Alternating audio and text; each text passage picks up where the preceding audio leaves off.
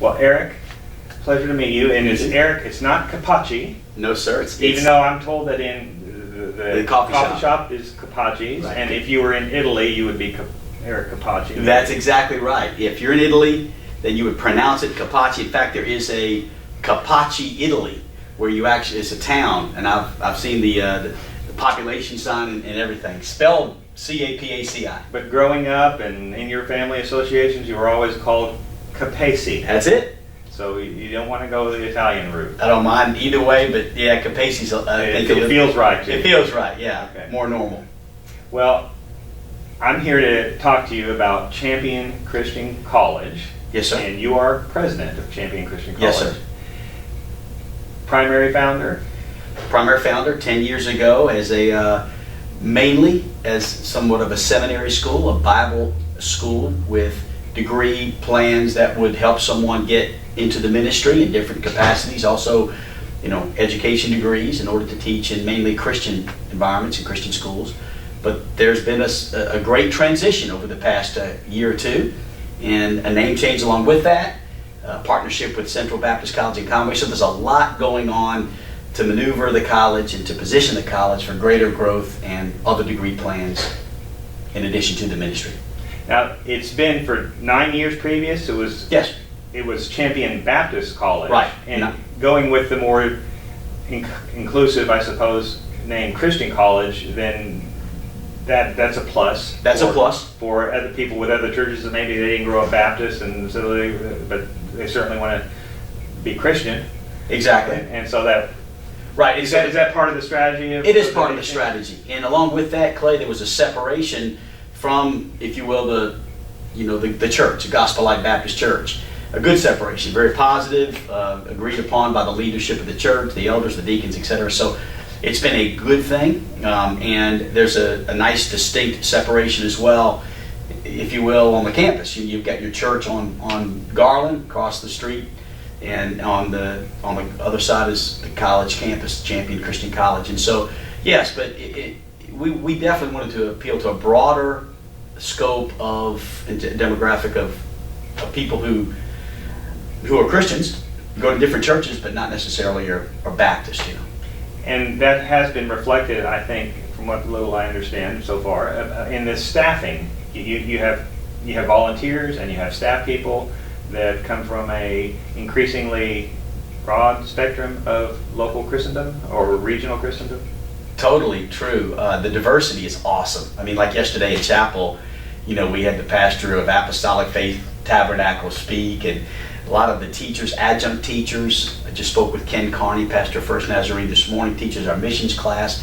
And these are such great qualified people who we agree on 99%. And there may be these little small ancillary differences, but in reality, we agree on so much, and they bring so much to the table. And so the academia has greatly improved as a result of broadening our thinking.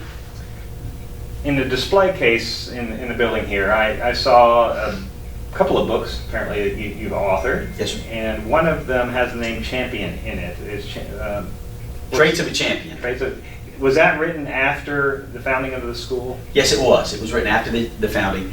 And it's 7 traits of champion life. Just things that, have helped me in my life to become, the person who I think God wants me to be. I got a long way to go, but some of those traits I've put in a book and have made it available. And so it's been a nice way also to promote the school and get the word out about what kind of student we're trying to produce here.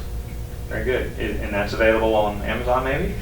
You know what? I need to do that. We've got it online through our website, okay. And we've also got it in our bookstore, Capaci's bookstore right here in town. That's open, by the way, and we may talk about that, from 7 o'clock all the way to the evening. The website is championchristiancollege.com. Yes. And I think there's some other ways you can get to that as well. But right now we're still in the process of purchasing some more domain names to make it easier. But championchristiancollege.com is the website. Great information, great resource, and we're constantly adding to that because of all the changes that are taking place and additional programs being started. Now, Judge Ralph Ohm that works with the college had mentioned to me, I believe one of the things as an attorney, he's working with the college in the process of pursuing an accreditation. Yes. With what organization? TRACS, which is a national, federally approved accrediting agency, and we decided to initially go for that accreditation, and then we'll go on immediately into a regional accreditation. So the pursuit for accreditation initially will be TRACS, and then we'll move on to a higher ed accreditation. I looked up the EDU domain rules, and you have to be accredited by some.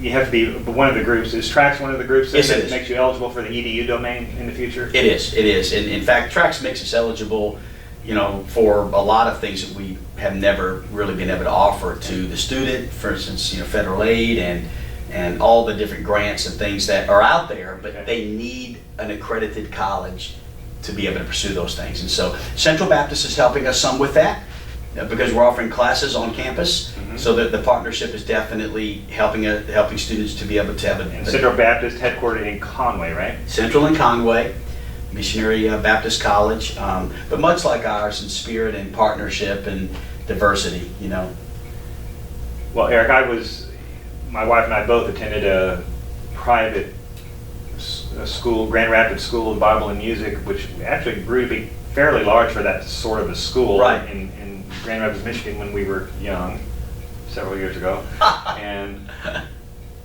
it had elected to not do accrediting, and eventually, when the school closed sometime after we left, it had been functioning for a number of years, but they were merged with Grand Rapids Baptist College, which was a fairly large Christian college in Grand Rapids, and then later transitioned into, similar to what you've done, it took a name that's Cornerstone College. Okay. And I'm saying that because the tension sometimes, you don't want to be all government entangled as a Christian school, because you want your values to be preserved, unadulterated, and preserved, and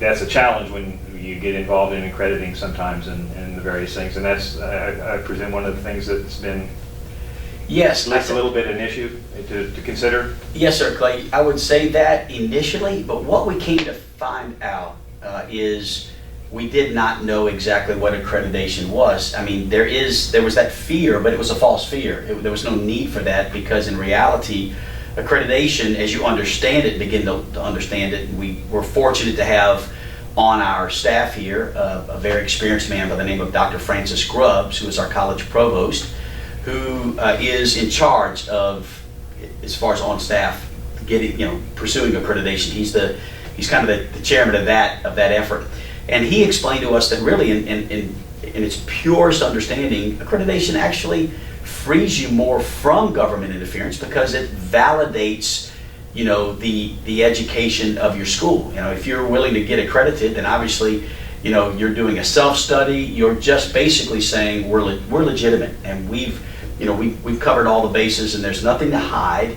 And so it really does. The government looks at you as okay, these guys are truly educators and have been willing to step out and expose themselves a little bit more. So we didn't look at it that way. We looked at it as more of this, when really it's this. So it took us a while to get that, but we're so thankful we did, and we are so excited to be able to truly become a college where when you graduate, you can do something with this degree. You can transfer credits. You can go for further education. Well, based on my experience that I was describing too, I am very sympathetic with what you're doing. Right. Oh, and I knew you were. Obviously, that's why you're here.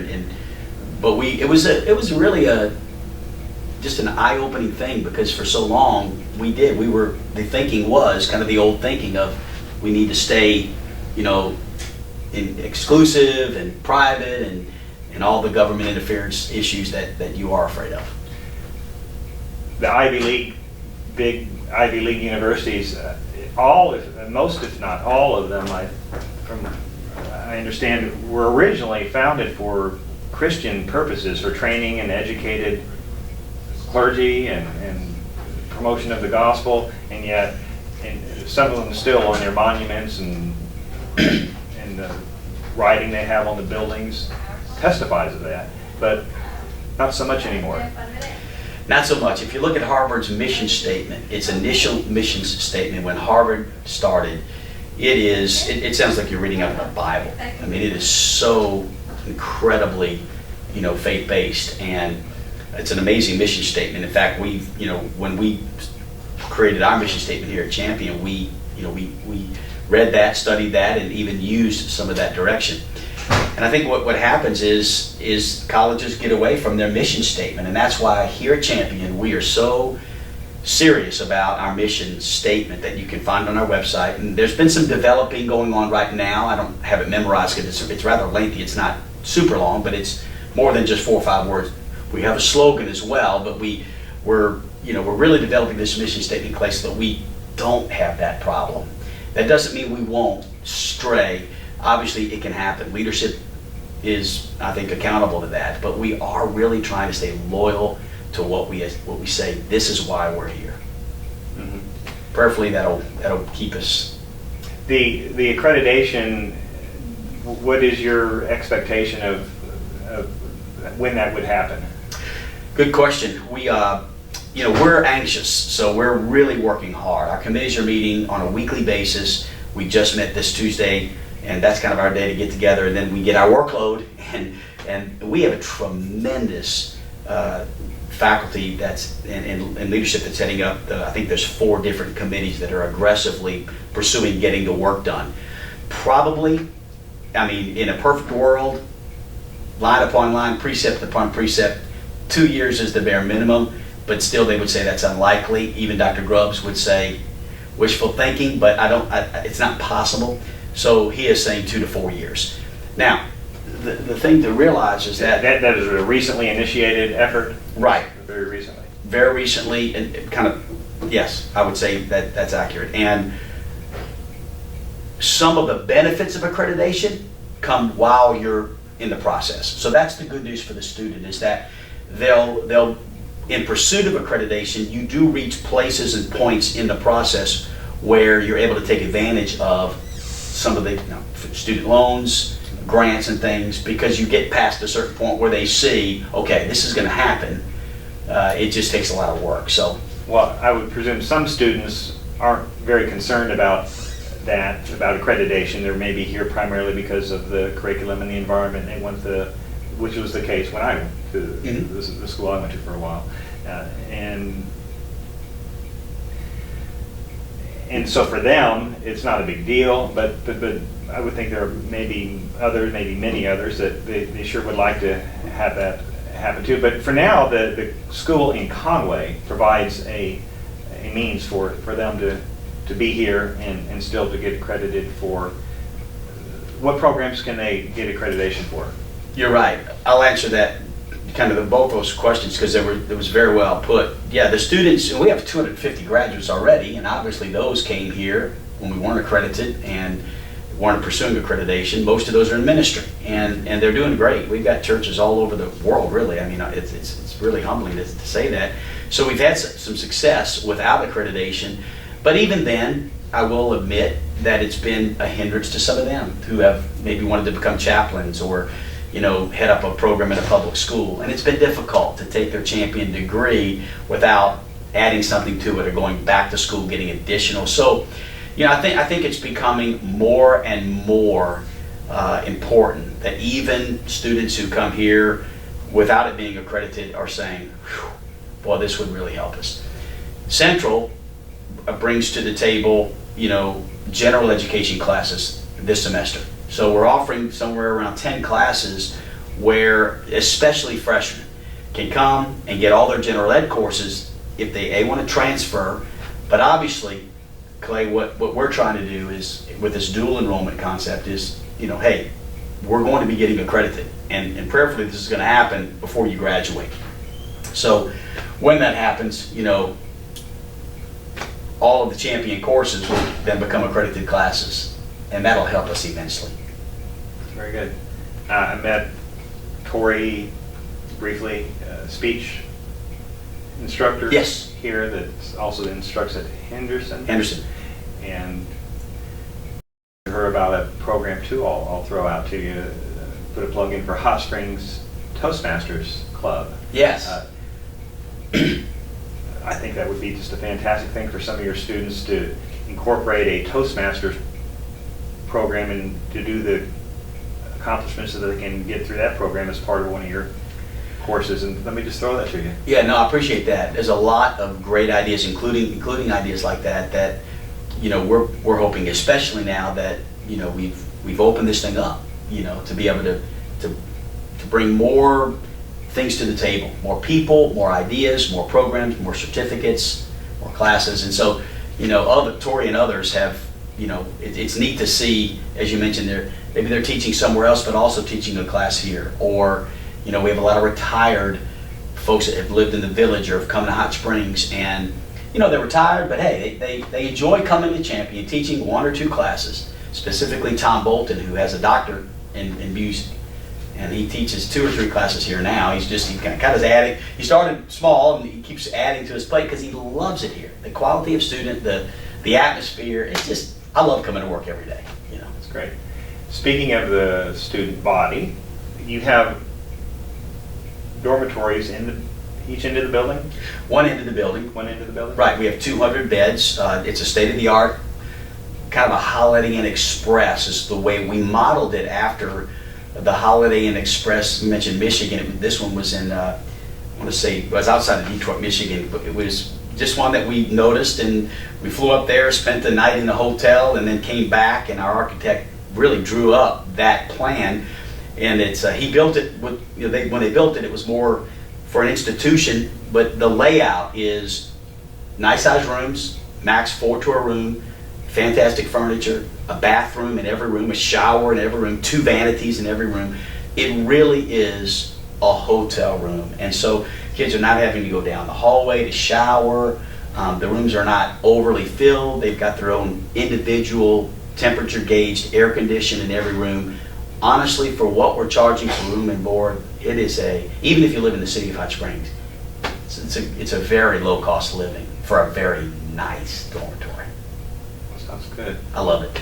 Just students are welcome there, though. I can't just Yeah, that's right. Save a little money. Have a fight with my wife and come. I know, that's funny. Yeah, but we do. You know what? I will mention this. I'm glad we do have a few rooms that we call the Champion Suites, and those are for rent. And I think we charge like $40 or $50 a night. And that's like if we have maybe. Well, I'll give you a couple of examples. A missionary that comes through, or you call me and say, "Hey, Eric, I've got a family member coming through. They could have stayed a couple of nights." We really, honestly, we welcome that.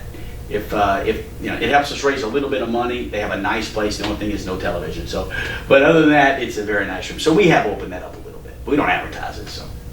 It's good. And television, I saw a sign up by one of the televisions that was off in the reception area. So students are restricted from television viewing while they're students here.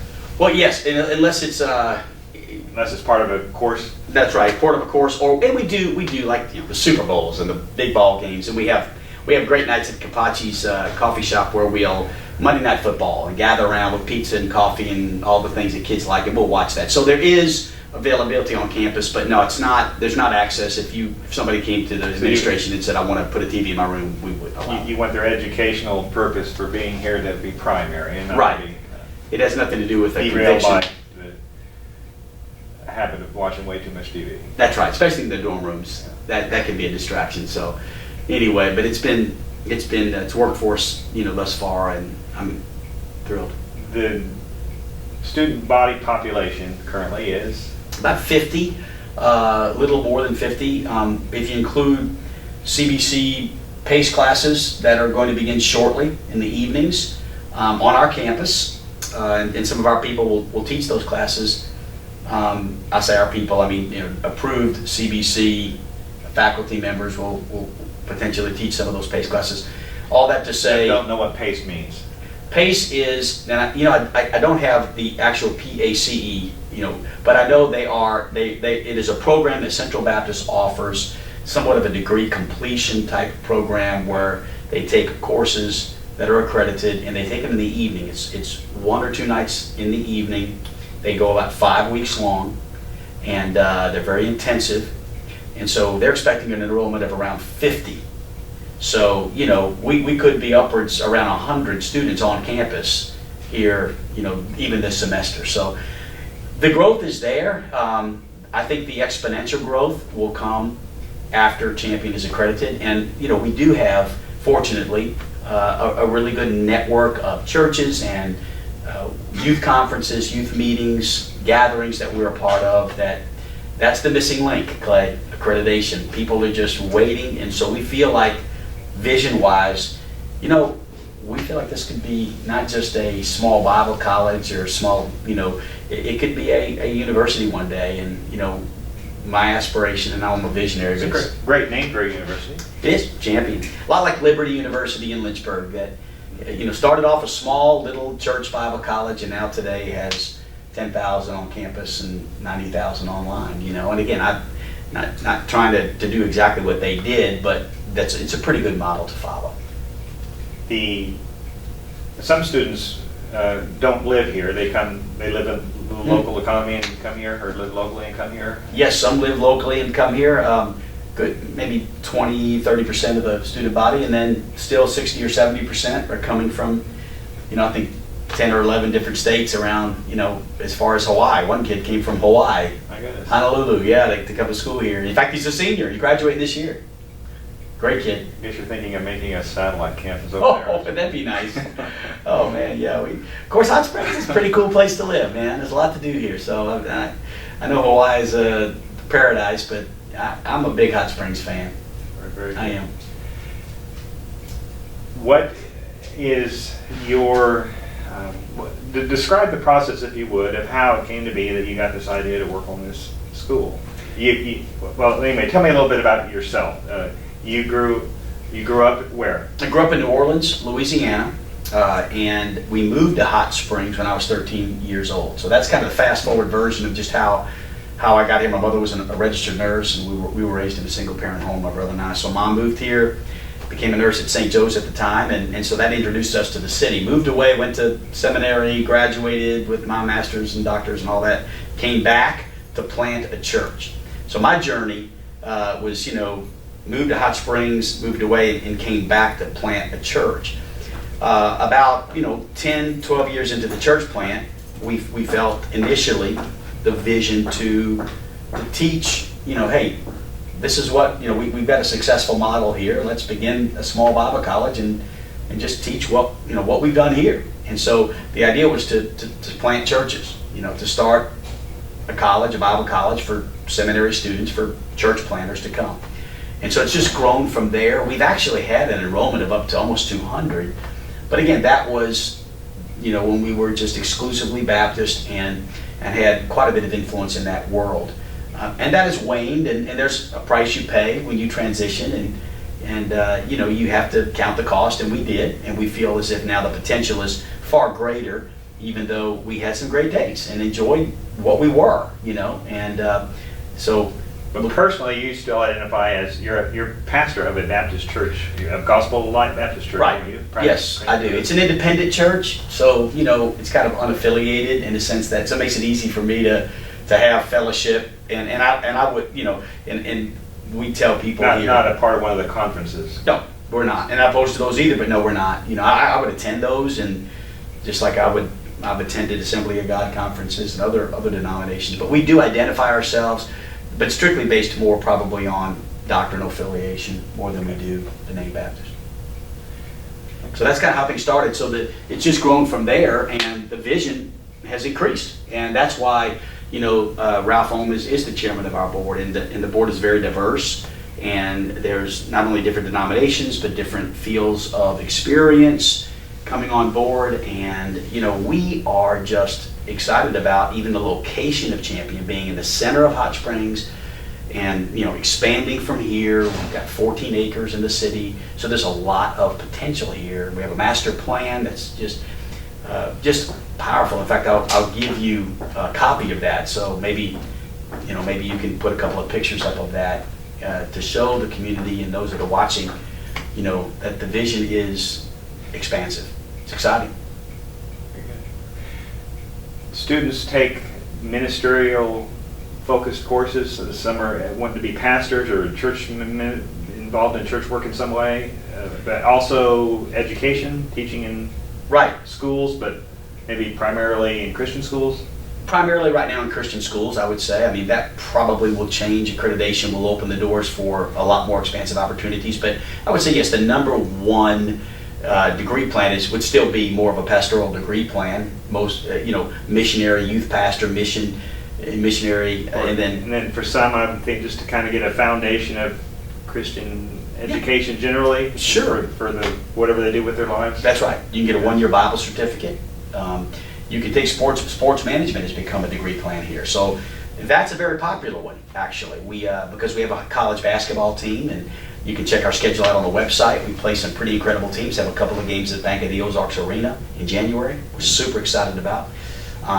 But yes, I would say, you've got your pastoral degrees, you've got sports management, and then, we have some certificates. We're developing a program for law enforcement, so we're excited about that. Yeah, and I noticed that Chief Flory was apparently on one of the presidential advisory committee He is. members. It was a chapel meeting recently. He was. He's preached in chapel. Really? Yeah, he's done a great job, and we're excited about the potential of offering classes, and we want to come alongside and be, partner with National Park as the second local college, but a 4-year college, and so, we feel like we can work together with all of our degree programs. Very good. And you're married, I see. I am. I have a wife of 27 years, 5 children, 2 of which have graduated from Champion, both of them in the ministry here at Gospel Light. So I'm fortunate to have the college, even my children have taken advantage of that, and love my children and love my wife, and grateful to. Hey, You better say that. I better say that. Yeah, that's true. And then our house is 2 blocks away. I mean, right on 3rd Street. So, if anyone, I say this in jest, if anyone were to question our dedication to this city and to this project, I would say one of our best credentials would be we live Look at where you live. right here, 621 3rd Street, and love it. Well, thank you very much for it's been an enlightening and Thanks, interesting Scott. interview. Thank I've you very enjoyed much. it. Yeah, my privilege. God bless you. God bless you.